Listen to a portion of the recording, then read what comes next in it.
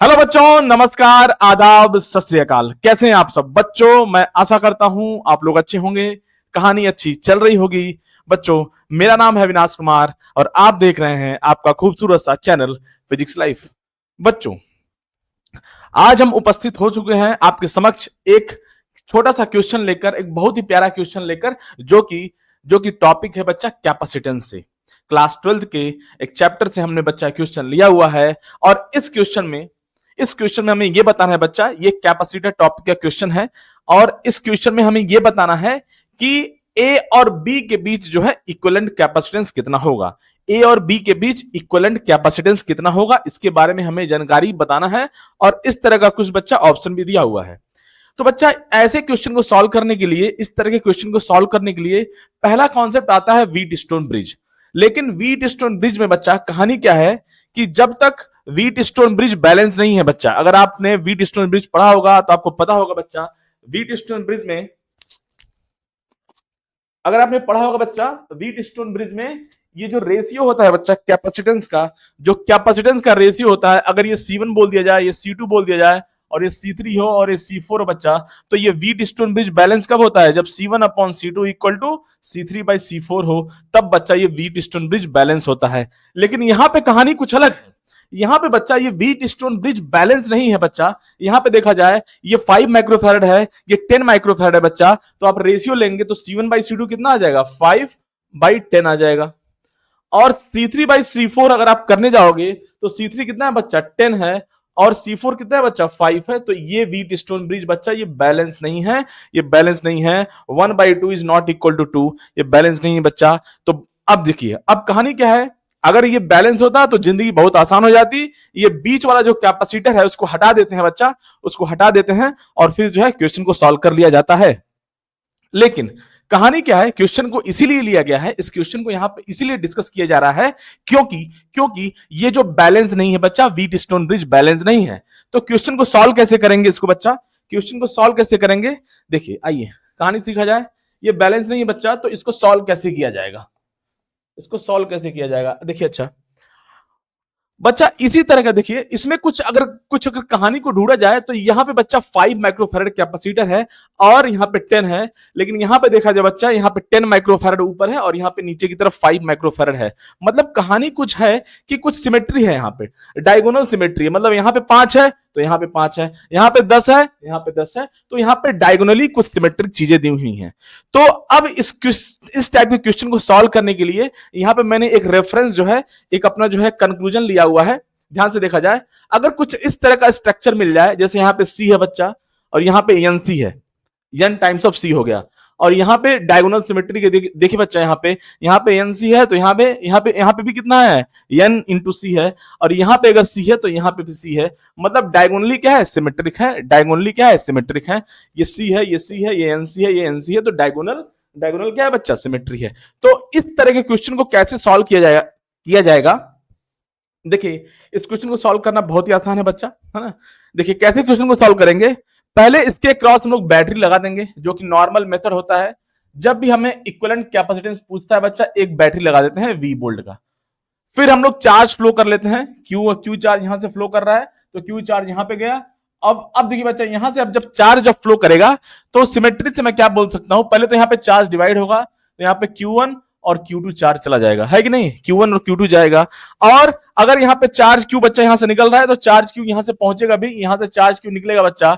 और हमको पता है यहाँ पे Q डिवाइड हो रहा है Q1 Q2 में, लेकिन यहाँ पे सिमेट्री है। अगर यहाँ पे Q1 C वाले कैपेसिटर में चार्ज Q1 फ्लो कर रहा है और NC वाले कैपेसिटर में चार्ज Q2 फ्लो कर रहा है, और फाइनली टोटल चार्ज को निकलना ही है, तो डेफिनेटली यहां से बच्चा, यहां पे C है तो यहां पे भी C है बच्चा, तो यहां पे भी चार्ज सेम होने वाला है। यहां पे Q1 चार्ज होगा और यहां से मतलब Q1 चार्ज आ रहा होगा और यहां से Q2 चार्ज फ्लो कर रहा होगा। ये सब आपको कहानी पता होगा, और नहीं पता होगा तो भी कोई बड़ी बात नहीं है, अभी आपको पता चल गया बच्चा। यहाँ पे सिमेट्री है, यहाँ पे चार्ज C वाले कैपेसिटर में चार्ज Q1 है तो यहाँ पे भी C में चार्ज Q1 होगा। यहाँ NC में चार्ज Q2 है बच्चा, यहाँ पे चार्ज Q2 फ्लो कर रहा है तो यहाँ पे भी चार्ज क्या होगा? Q2 ही फ्लो कर रहा होगा। तो इस तरह से ये डायगोनल सिमेट्री है। तो हमने एक स्पेशल केस लिया हुआ है इस तरह से, ये सी है, ये एनसी है, ये एनसी है बच्चा, ये सी है, और बीच वाला सी है, अभी हमने बीच वाला सी लिया हुआ है, याद रखेंगे बीच वाला हमने सी लिया हुआ है। अब देखिए इसको सॉल्व कैसे करेंगे, जैसे मैंने बताया कि अब चार्ज को फ्लो करा लेंगे, उसके बाद जो है किरचॉफ्स लॉ लगाएंगे, और हम लोग डायगोनल सिमेट्री का भी यूज कर लिए हैं। तो किरचॉफ्स लॉ वगैरह लगाने के बाद अभी हम लोग यहाँ पे डेरिवेशन का बातचीत नहीं करेंगे। क्यों? क्योंकि हम अभी ये शॉर्ट वीडियो है, अभी इस डेरिवेशन ये जो है, जो मैं रिजल्ट अभी लिखने वाला हूं कुछ देर में, वो रिजल्ट कैसे आया है, डेरिवेशन करने के बाद आया है। तो हमने एक स्पेशल केस ले लिया हुआ है कि कुछ इस तरह का पैटर्न आ गया, जैसे यहां से अगर कंपेयर किया जाए तो यहाँ पे बच्चा देखिए, यहाँ पे 5 है, यहाँ पे 10 है, यहाँ पे 10 हो गया, यहाँ पे 5 हो गया, मतलब यहाँ पे बच्चा देखा जाए तो ये कितना टाइम्स हो गया, ये 2 टाइम्स हो गया, तो यहाँ पे n का वैल्यू 2 हो गया। कहानी समझ में आया? तो अब बच्चा इस तरह के क्वेश्चन को सॉल्व करने के लिए बच्चा सी इक्विवेलेंट जो है डायरेक्ट जो है बच्चा हम लोग जो है, मैं रिजल्ट यहाँ पे डायरेक्ट लिख रहा हूं, आप इसको रट के रखेंगे, याद रखेंगे, और मस्त जो है इसको क्वेश्चन में यूज करेंगे बच्चा। अगर व्हीट स्टोन ब्रिज बैलेंस नहीं है तब भी हम लोग जो है फटाफट क्वेश्चन को सॉल्व कर सकते हैं, लेकिन डायगोनल सिमेट्री होना जरूरी है।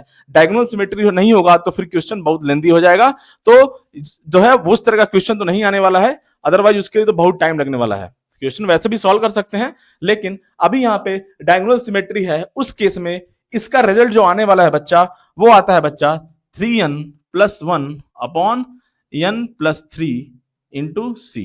याद करना बहुत आसान है, देखिए याद करना बहुत आसान है, कैसे याद रखेंगे, n लिखेंगे n + 1 अपॉन n + 1। अब यहाँ पे बच्चा 3 मल्टीप्लाई करेंगे तो यहाँ पे 3 लिख देंगे, है कि नहीं, ये 3 और ये 3 बच्चा इस तरह से रट के रखेंगे, ठीक है। तो यहां पे बच्चा सी इक्विवेलेंट आ गया 3n + 1 अपॉन n + 3। लेकिन लेकिन लेकिन लेकिन लेकिन एक चीज का हम लोग बहुत ही जो है केयरफुल तरीके से देखेंगे बच्चा, ये फॉर्मूला वैलिड है, देखिए ये जो फॉर्मूला वैलिड है बच्चा, वो इस स्ट्रक्चर के लिए वैलिड है। और अगर आप ध्यान से देखें बच्चा, ये सी है बच्चा, ये सी है, और ये जो बीच वाला रजिस्टर है वो भी सी है, याद रखेंगे, ये जो बीच वाला जो रजिस्टर है बच्चा वो भी सी है। तो डायगोनली जो है, डायगोनली या इस तरह से डायगोनल, या इस तरह से डायगोनल से जो है मतलब कि जो है कैपेसिटेंस सेम होना चाहिए, मतलब ये सी है, ये सी है, ये सी है। तो यहां पे जो सी हमको लेना है, जो सी हमें लेना है बच्चा, वो वाला कैपेसिटर लेना है जो बीच में भी है। अभी क्वेश्चन करेंगे तो और कहानी क्लियर होगा, अभी उसको बातचीत करेंगे कैसे उसको अप्लाई करेंगे। जैसे देखिए, जैसे मुझे अगर इस क्वेश्चन में अप्लाई करना है तो पहली बात मैं देखूंगा कि जो इस तरह से डायगोनल सिमेट्री दिया हुआ है और बीच वाला कैपेसिटर कौन है, ये 5 माइक्रोफैरड है, तो ये सी हो जाएगा। बीच वाला कैपेसिटर अगर जो है, जो बीच वाला, देखिए बच्चा इस डेरिवेशन में बीच वाला कैपेसिटर सी है, याद रखेंगे बीच वाला सी है, ठीक है, सी है, ये सी है, ये सी है, और ये दो केवल एनसी लगा हुआ है। तो यहां पे बच्चा ये 5 माइक्रोफैरड है, तो ये भी हमारा क्या हो गया, कितना हो गया बच्चा, ये सी हो गया, तो सी इक्वल टू 5 माइक्रोफैरड हो गया। यहां पे देखा जाए सी इक्वल टू 5 माइक्रोफैरड हो गया बच्चा, कहानी सी दिया हुआ है 5 माइक्रोफैरड, और एन सी बच्चा ये जो है, ये जो सिमेट्री है वो एन सी है, तो एन सी का वैल्यू कितना दिया हुआ है 10 माइक्रोफैरड, तो ऑब्वियसली यहां से एन का वैल्यू कितना हो गया बच्चा 2 हो गया, क्योंकि सी का वैल्यू यहां पे पुट कर देंगे 5 माइक्रोफैरड, तो यहां से एन का वैल्यू आ जाएगा, तो एन का वैल्यू 2 हो गया, बस फार्मूले को यूज कर लेंगे। तो इस तरह से बच्चा कहानी आ गया, हमारे पास कैपेसिटेंस हो गया C equivalent will be 3 into N का वैल्यू 2 हो गया बच्चा, ये फॉर्मूला मैं यूज कर रहा हूं, +1 अपॉन 2 + 3 यहां से, और इंटू 5 सी हो गया बच्चा, सी 5 माइक्रोफैरड, बहुत ही बेकार 5 माइक्रोफैरड। तो यहां से बच्चा कहानी आ गया, यहां पे हो गया 7/5 इंटू 5 माइक्रोफैरड, 5 से 5 कहानी चला गया बच्चा, यहां से हमारा आंसर आ चुका है 7 माइक्रोफैरड। तो ये रहा बच्चा इसका आंसर। मैं क्या बोल रहा हूं, मैं फिर से बोल रहा हूं बच्चा, याद रखेंगे जो बीच वाला कैपेसिटर है वो सी होता है बच्चा, उसको सी लेना है, याद रखेंगे बीच वाले कैपेसिटर को सी लेना है। जैसे मैं एक और क्वेश्चन का बातचीत करूं, इस कहानी को छाप दिया जाए बच्चा, एक और क्वेश्चन का बातचीत करता हूं मैं, जैसे मान लीजिए यहीं पर ही, तो ये हमारा आंसर हो गया 7 माइक्रोफैरड। अब देखिए इस क्वेश्चन को सॉल्व करने का एक और तरीका है, इस क्वेश्चन को बच्चा सॉल्व करने का एक और तरीका है हमारे पास, याद रखेंगे, देखिए क्या है, अगर कभी कभी व्हीट स्टोन ब्रिज बैलेंस नहीं होता है, ध्यान रखेंगे, ऐसे थोड़ा सा जुगाड़ है, एक तरह का अप्रोक्सीमेशन है। यहां पे व्हीट स्टोन, हमारा आंसर आ चुका है 7 माइक्रोफैरड। कभी कभी क्या होता है बच्चा कि व्हीट स्टोन ब्रिज बैलेंस नहीं होता है, व्हीट स्टोन ब्रिज बच्चा बैलेंस नहीं होता है, तो क्या करते हैं, बैलेंस नहीं है फिर भी उसको बैलेंस मान सकते हैं। अब कुछ बच्चा सोच रहा होगा क्यों मानेंगे, देखिए हमें 4 ऑप्शन, हमें एग्जाम में 4 ऑप्शन गिवन होगा, जो भी हमारा क्लोज वाला आंसर होगा वो जो है हमारा आंसर होगा बच्चा। तो ध्यान रखेंगे अभी ये तो मेरा एग्जैक्ट आंसर है, अभी हमने यहाँ पे कोई अप्रोक्सीमेशन नहीं लिया है, प्रॉपर हमने मेथड लगाया है और क्वेश्चन को सॉल्व किया है। लेकिन कभी कभी क्या होता है कि व्हीट स्टोन ब्रिज बैलेंस नहीं है और अगर ऑप्शन जो है बहुत दूर दूर दिया हुआ, बच्चा बहुत दूर दूर ऑप्शन दिया हुआ है, तब उस केस में क्या करेंगे, अगर ये बैलेंस नहीं भी है तो इसको बैलेंस मान लेंगे, बैलेंस मान लेंगे। तो अगर इसको बैलेंस में मानता हूं, वैसे ये बैलेंस नहीं है तो मैं इसको हटाता हूं बच्चा, ये चला गया कहानी, ये चला गया खाना खाने के लिए।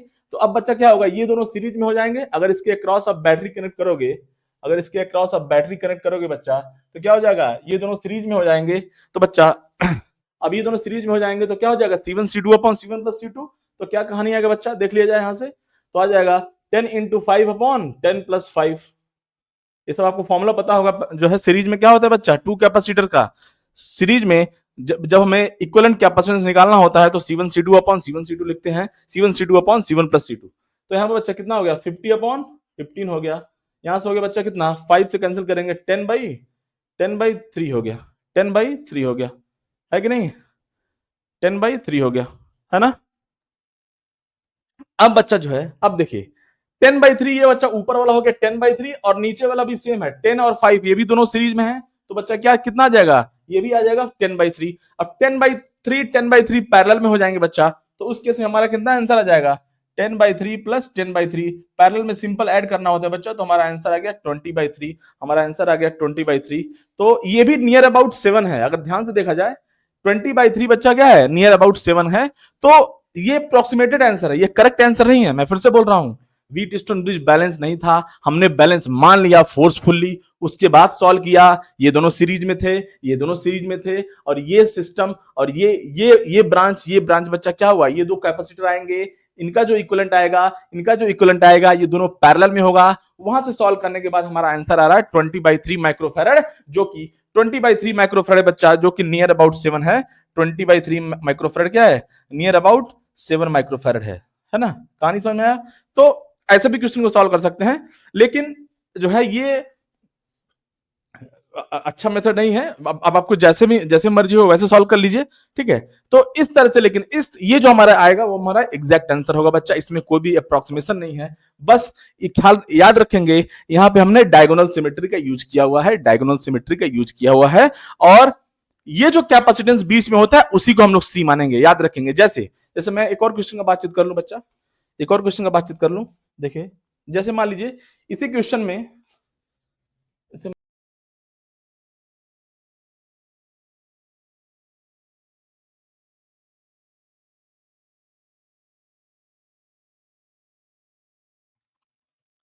अब देखिए बच्चा, जैसे मान लीजिए इसी क्वेश्चन में क्या कहानी दिया हुआ था, मान लीजिए यहां पे दिया होता आपका। अब देखिए यहां पे जैसे 10 गिवन है, देखिए यहां पे पहले 5 दिया हुआ था, यहां पे 10 दिया हुआ था, 10 माइक्रोफैरड, ये 10 है। अब मैं क्या बोल रहा हूं बच्चा, ध्यान से देखा जाए, अब मैं क्या बोल रहा हूं यहां से कहानी, अब मैं बोल रहा हूं ये 10 है, 10 माइक्रोफैरड है मान लीजिए। पहले वाले क्वेश्चन में बच्चा क्या था, पहले वाले क्वेश्चन में यहां पे जो है 5 माइक्रोफैरड था, 5 माइक्रोफैरड था, याद रखेंगे यहाँ पे, मतलब याद नहीं रखना है, अभी आपको याद होगा। यहाँ पे मैंने 5 लिया था, बस मैंने ये डायगोनल सिमेट्री, मैंने ये वैल्यू सेम है, बस यहाँ पे हमने बीच में जो बच्चा, पहले यहाँ पे 5 माइक्रोफैरड था, अब मैंने यहाँ पे 10 कर दिया। तो अभी ध्यान रखेंगे, मैं फिर से बोल रहा हूँ, ये जो फॉर्मूला वैलिड है, मींस जो है, जो बीच वाला जो कैपेसिटर होता है बच्चा, बीच वाला वही सी होता है। तो इस केस में बच्चा ये सिमेट्री, इसको नहीं लेंगे बच्चा, देखिए यहाँ पे इसको नहीं लेंगे हम लोग, इसको लेंगे, ये कहानी हो जाएगा। मतलब कंक्लूजन ये है, ये जो बीच वाला है बच्चा सी होता है, याद रखेंगे। बीच वाला जो कैपेसिटर है डेरिवेशन में बच्चा, ये जो बीच वाला कैपेसिटर है उसको सी मानेंगे। तो यहां से बच्चा सी का वैल्यू कितना हो गया, 10 माइक्रोफैरड हो गया, क्लियर। तो बच्चा अब जो है ये सब सी हो गया, ये भी सी हो गया। जब ये सी है 10 माइक्रोफैरड, तो ये भी सी है, और जब ये सी है बच्चा, तो ये भी हमारा सी हो गया। और ये जो सिमेट्रिक है बच्चा, ये दोनों हो गया n इंटू सी हो गया, ये n इंटू सी हो गया, ये भी n इंटू सी हो गया। तो n इंटू सी का वैल्यू कितना है बच्चा, अब यहाँ पे 5 माइक्रोफैरड है। तो यहाँ पे अब जो है वैल्यू पुट कर लेंगे यहाँ पे, वैसे तो आपको दिख रहा होगा n का वैल्यू हाफ है ना। वैसे मैं लिख देता हूँ, कुछ बच्चा लोग जो है समझ नहीं पाएगा तो लिख दिया। n का वैल्यू कितना हो गया बच्चा, 1/2 हो गया। अब वही फॉर्मूला फिर से अप्लाई करेंगे बच्चा, सी इक्विवेलेंट फॉर्मूला अप्लाई किया जाए बच्चा, यहाँ से सी इक्विवेलेंट कितना हो गया, 3 इंटू n का वैल्यू कितना हो गया बच्चा, 1/2 प्लस 1 डिवाइड बाई, n का वैल्यू 1/2 है बच्चा, 1/2 प्लस 3, और यहाँ पे c का वैल्यू जो है बच्चा, इस बार हम लोग जो है कितना लेंगे, 10 माइक्रोफैरड लेंगे, 10 माइक्रोफैरड, 10 माइक्रोफैरड। ये हो गया बच्चा कहानी। तो इसको सॉल्व किया जाए, कितना आएगा बच्चा यहाँ से, ये 3/2 + 1, ये 5/2 हो गया, और यहां से ये हमारा हो गया 7/2, है ना, 7/2, और यहां से बच्चा आ गया 10 माइक्रोफैरड, और 2 से कहानी चला गया, ये आ गया बच्चा 5/7 इंटू 10 माइक्रोफैरड, तो यहां से आ गया बच्चा 50/7 माइक्रोफैरड। और देखिए इसका आंसर हो गया 50/7 माइक्रोफैरड।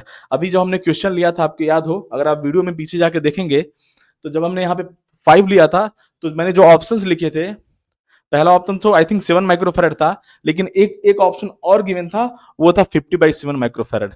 तो 50/7 माइक्रोफैरड कब होगा बच्चा, जब यहाँ पे बीच वाला 10 होगा, लेकिन बीच वाला इसके पहले वाले क्वेश्चन में 5 था, तो हमने जो है, हमारा जो आंसर आया बच्चा, वो कितना आया था, 7 माइक्रोफैरड था। तो ये रहा बच्चा, बहुत ही जो है छोटा सा कहानी था। आज हम लोग जो है बहुत दिन बाद मुलाकात कर लिए हैं, और आशा करते हैं कि मुलाकात होती रहेगी आपकी हमारी।